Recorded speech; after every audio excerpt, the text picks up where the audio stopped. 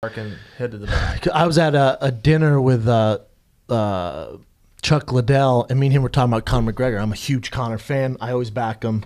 And we were talking. He was like, "Oh, it's ridiculous. I was champ, and you know, I had to do all these media obligations." I went, "Well, it's a little different. When you were champ, it was not the same." Right. He's done the most interviews in that 4-year career, more than any fighter in history, and he has to focus. The game's different. He's fighting a bigger opponent. I said, also, Chuck, when you did an interview, it was pretty, you know, I'm gonna punch him in the face. I'm the Iceman.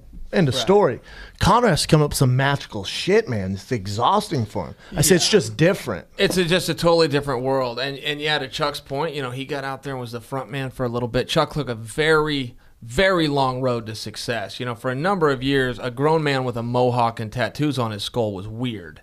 And over time, kids are dressing up as him as Halloween. Eventually, that became a cool thing. He became the most recognizable guy in the sport. But you know, Chuck took a really slow road, and I've listened to Chuck's interviews too. Everything he says, every critique he gives of an athlete, he's just describing his career. He's going, "Well, an athlete should do this. An athlete should do that." It's going, "Wait a minute, Chuck. You're just saying what you did. Yeah. Are you trying to feather your own nest, or are you trying to look ahead?" And sometimes I do get, "Well, you should go out there and knock him out." Why? Because you did. I mean, there's other guys out there. You know, make sure if you're going to work for the company now, then work for the company. Yeah, man. It's not about building your old self. Oh, well, that guy, he ought to cut his hair into a mohawk and put a Kempo tattoo. It's like, no, Chuck, you're just telling us what you did.